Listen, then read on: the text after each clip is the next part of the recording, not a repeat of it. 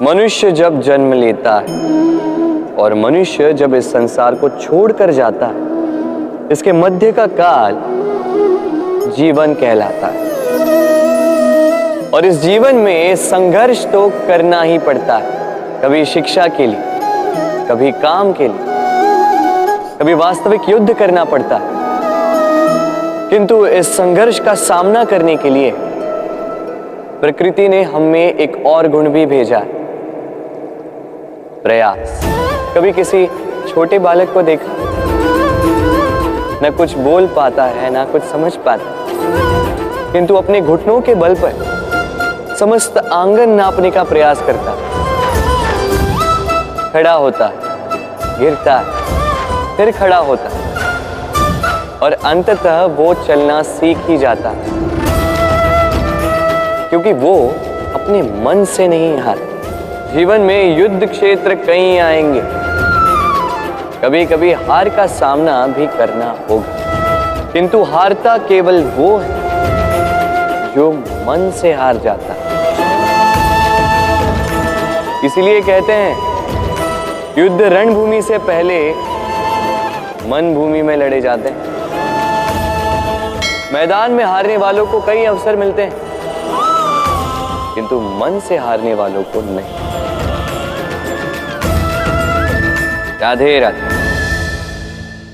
जब से मनुष्य का जन्म हुआ है जान पहचान का। और आज के युग में तो व्यक्ति का मूल्यांकन ही इस बात से किया जाता है कि इसकी पहचान किससे है, इसकी पहचान कहां तक है। क्यों? आपके आसपास भी ऐसे कई लोग होंगे जो पहचान की बल पर आपका काम बना लेते हैं। ऐसे कई लोग होंगे जो पहचान से काम पा लेंगे, धन अर्जित कर लेंगे। किंतु आप तनिक सोचिए, क्या यह ठीक है? पहचान से मिला काम आपके साथ तब तक रहेगा जब तक आपके उनसे मधुर संबंध होंगे। संबंधों में खटास आई और काम निकल गया हाथ से। तो अब क्या किया जाए? इसका उत्तर है काम। अपना काम पूरे मन से करो, अपना काम निश्चय से करो, क्योंकि पहचान से मिला काम अधिक समय तक नहीं टिकेगा, किंतु काम से मिली पहचान युगों युगों तक टिकेगी। राधे राधे। हम मनुष्य साथ रहते हैं, आनंद पीड़ा मिलजुल कर बांटते हैं, समय पड़ने पर सहायता देते हैं, सहायता लेते भी हैं। किंतु क्या सदा सहायता लेना उचित है? अब आप में से कुछ कहेंगे बिल्कुल उचित है, इसमें बुरा ही क्या है? मनुष्य ही तो मनुष्य के काम आएगा। बिल्कुल उचित कहा आपने, किंतु सदा के लिए सहायता लेना उचित नहीं है। कारण, यदि बात बात पर सहायता लेने का अभ्यास हो गया तो आप स्वयं दुर्बल होते जाएंगे। स्वयं का एक मार्ग बनाना छोड़ आप बात बात पर दूसरों से सहायता मांगे। दूसरी बात, सहायता के साथ जुड़ा आता है उपकार का भार। तो जिससे सहायता ली है उसके समक्ष झुककर रहना होगा। इसीलिए संकट में भी सोच विचार करके सहायता लें, क्योंकि संकट तो कुछ दिनों पश्चात निकल जाए, किंतु उस उपकार के ऋण का भार जीवन भर आप पर रहे। राधे राधे। लोग सदैव मुझसे ये प्रश्न करते रहते हैं कि मित्रता का मतलब क्या है, इस प्रेम का मतलब क्या है, और मैं बस मुस्कुराता हूं, क्योंकि यह तो ऐसा प्रश्न हुआ जैसे कोई पूछे कि अनर्थ का अर्थ क्या है। अब जब अनर्थ हो ही गया तो उसका अर्थ क्या? उसी प्रकार वो मित्रता क्या जिसमें आपका कोई मतलब, वो प्रेम क्या जिसमें आपका कोई स्वार्थ।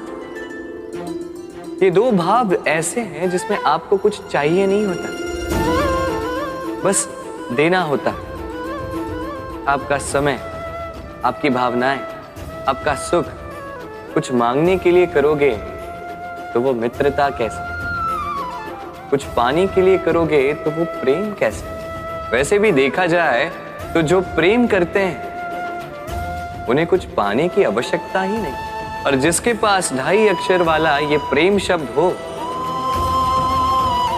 उसके पास तो इस संसार का सबसे बड़ा कोश है। तो आप इस कोश को बढ़ाइए और मेरे साथ कहिए राधे राधे। बालपन से कहीं पहेलियां सुलझाई होंगी आप, क्यों? तो आज एक और सुलझा लीजिए। बताइए आपके जीवन में वो कौन सी वस्तु है जो आपका सबसे बड़ा मित्र भी है और सबसे बड़ा शत्रु भी?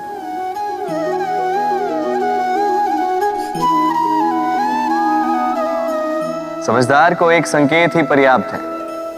उचित सोचा आपने। वो वस्तु है समय। क्यों? क्यों समय आपका सबसे बड़ा मित्र और समय ही आपका सबसे बड़ा शत्रु है?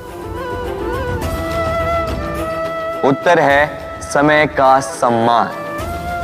जो व्यक्ति समय का सम्मान करता है वो अपने जीवन के सारे लक्ष्य प्राप्त करता है। संसार उसकी कला पहचानता है, उसे महत्व देता है। और जो व्यक्ति समय का महत्व नहीं पहचान पाता, नहीं समझ पाता, जाने अनजाने में उसका अपमान करता है, संसार उसी को भुला देता है। इसीलिए समय का सम्मान करें, उसे व्यर्थ ना करें, क्योंकि अच्छा समय इस संसार को बताएगा आपकी वास्तविकता क्या है, किंतु बुरा समय आपको बताएगा कि इस संसार की वास्तविकता क्या है। तो प्रेम से बोल राधे राधे।